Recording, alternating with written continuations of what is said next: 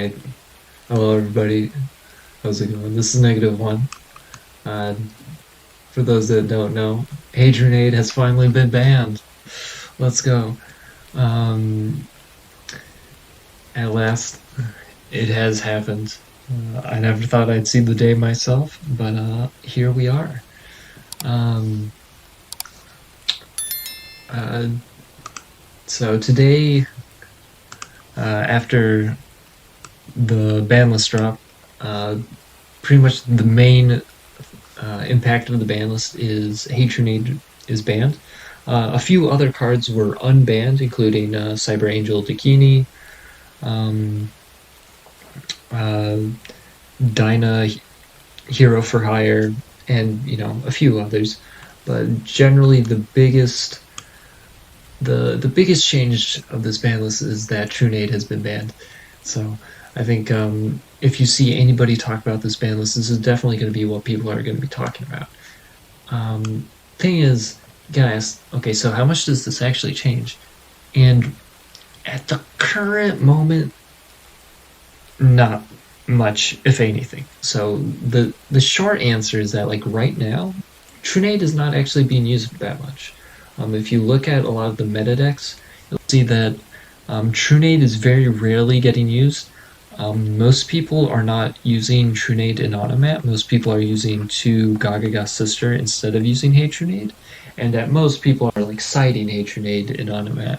And at most, they're maybe citing it in Gaia and in Resonator. So for those reasons, I think the immediate impact of Trunade getting banned is pretty limited. Just like right now, Treacherous is seeing way more use. Like, if you look at a lot of tournament topping lists, you'll see Treacherous Trapple, Mystical Space Typhoon, and Book of Moon. These 3 cards are stable in pretty much all the meta decks. Trunade is not seen almost at all. So at the current moment, Trunade banned is not going to be very impactful. However, the long-term implications are much greater. So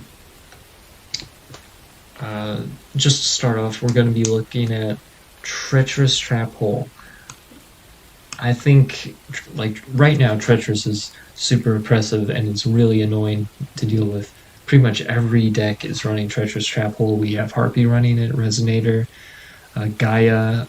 Even some Automat decks have opted to run 1 Sister, 1 Treach just because it's that good of a card. So, for that reason, I think Konami didn't want to ban Trunade and Treacherous at the same time. That might be a bit much. However, just like testing the waters, seeing if they can ban a box super rare and see how will this be received, because I think especially in the past like year, maybe a little over a year, Trunade has been kind of dominating multiple KC Cups in a row. Like, oh, what do I play? Oh, the new deck that can run Trunade. Like,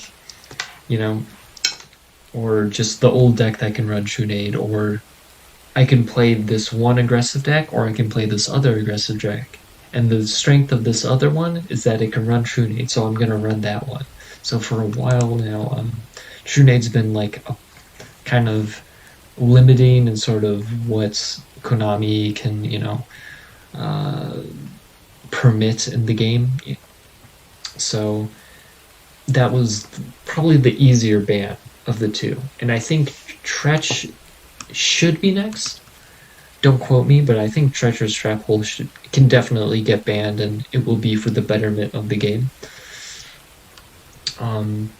So for those that don't know, them banning the box super rare means that you can get a Dream SR ticket.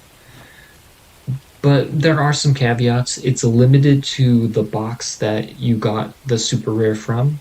So you can only get super rares from the same box that you got Trunade from. So in this instance, it would be the Sylvan box. So the option's not that great, but like they are setting up a framework for in the future. If they choose to ban Treacherous, we get uh, more options. So it's not, they don't want to have it leave anyone feeling like their money was just like, okay, you bought a super rare, all right, banned, thanks for the money, have a nice day. And so they are trying to compensate players who did invest in Trunade, and potentially they're planning on hitting another or other cards in the future, such as Treacherous. So for that reason, I think this is a step in a good direction, I'd say. This also means that box ultra rares are potentially open to more nerfs, because in the past, box ultra rares only were hit to 3. You see this Cosmic Cyclone, Alistair, Invocation. They're not going to go beyond that. They put Gold Sarcophagus to 2, but Gold Sarc was in a structure deck, so it doesn't really apply to the same rule, or it doesn't really follow the same rules.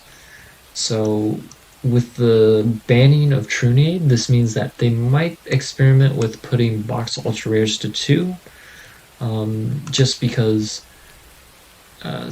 some ultra rares, there is the potential for a box ultra rare being too unhealthy for the metagame, and they just want to, in some way, put a limitation on them, other than putting them to 3. So that is like the future implications for this ban list. But to go on to the tier list, which I'm sure many of you have seen, as it's like been in the center of the screen. Presently, I think you may be wondering, okay, so why is Onomat and Cyber Dragons in multiple tiers? That doesn't make sense. So currently, I think the basic structure is that Resonator is definitely, I would say, like tier 1, or in some, it's either the best deck or just like sharing tier 1 status with another deck. Harpy and Gaia, they're a step below. I think Harpy, you could even move further down, potentially. I think it has a number of weaknesses and generally is just not going to be that great going forward. So I could see Harpy maybe even falling to tier 3, but for now, I'm gonna keep it in tier 2 just because it's decent in a side deck format.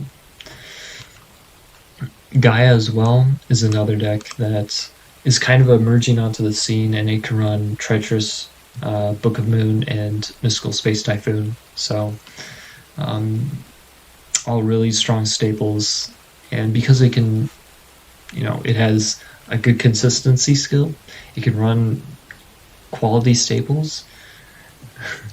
That's like the bar for a tier 2 deck at the moment. So I think, yeah, it's definitely a legitimate strategy. I think you could argue that maybe it's not tier 2 yet, and that maybe you would put it in tier 3 and maybe move it to tier 2, but I think for now I would say it's a tier 2 range. And Thunder Dragon, the last deck that I would say is solidly in its tier, is in tier 3, because this tier list is for a best of 3 format, format with side deck in mind.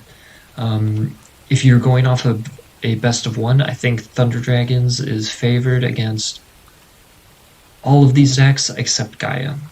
So Thunder Dragon against Cyber Dragon, favored. Against Harpy, favored. Against Onomat, favored. Against Resonator, favored. But against Gaia, a lot of their tools are just not as effective, so either Thunder Dragon will have to adapt, or it gets left behind.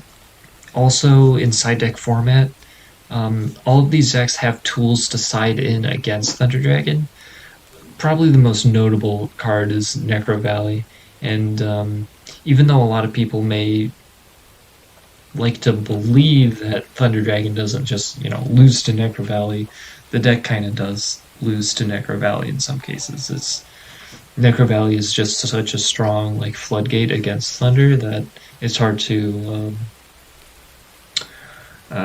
really continue playing against a Necro Valley opener until you see an out to Necro Valley. But moving on to Automat and Cyber Dragon. So Automat and Cyber Dragon are two decks that I think are both underrated at the moment. So I would say Automat less underrated than Cyber Dragon, but at the current meta, I think Automat is either tier 1 or tier 2. It's really on the borderline. And the same goes for Cyber Dragon, and that's kind of why I put them here, just because I didn't want to mess up all the colorful borders that I made in MS Paint. But I think Automat is a little underestimated. I think it has a lot of strong tools. It doesn't have much in the way of matchups that it struggles with. I would say Resonator is the only matchup where, yeah, Automat definitely is not favored. But even that, I don't think Automat really struggles against Resonator too much. And I think is overall it does decently against the rest of the meta decks. Cyber Dragon is a deck that you don't see as much in Western events. However, in Asian tournaments, you will, if you look at results or if you look at entrance numbers, Cyber Dragon is it's played a lot. People play Cyber Dragon is maybe third or fourth most played in a lot of Japanese tournaments, for example. So it's just really the ceiling of Cyber Dragon just OTKs through anything. And even though it might not be consistent, consistency is generally the weakness of Cyber Dragon and Thunder Dragon, and that's what keeps them back. But their strength of just being able to OTK literally anything if it opens well enough,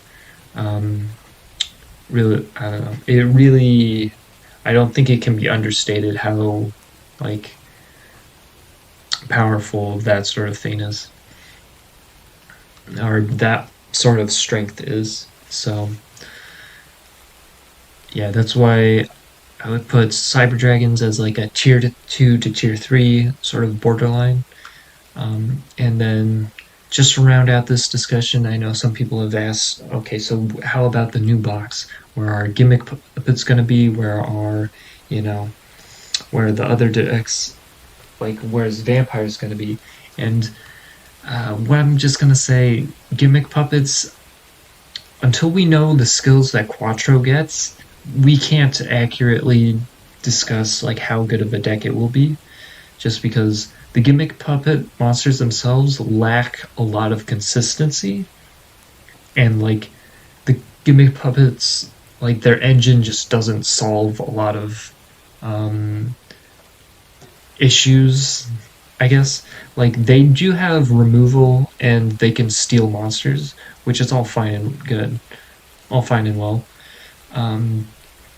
They just don't have any consistency in terms of actually setting up those plays. So I think we're going to have to wait and see what skills do they get from the release of their anime, the character that played gimmick puppets in the anime, Quattro, and if they have some absurd skill that boosts the deck, then maybe they do make it up to the tier list. But if that doesn't happen, I think it's very unlikely that they're going to make it, just because Konami is really going to have to go out of their way to make a broken skill for gimmick puppets, a good, not only a good skill, but probably good level up rewards for gimmick puppets. So just guessing where gimmick puppets will be without the information of what Konami plans on giving them it's a complete shot in the dark. So for that reason, I'm not gonna place or predict where it's going to be. But yeah, thanks everybody for watching. This has been Negative One. Take it easy.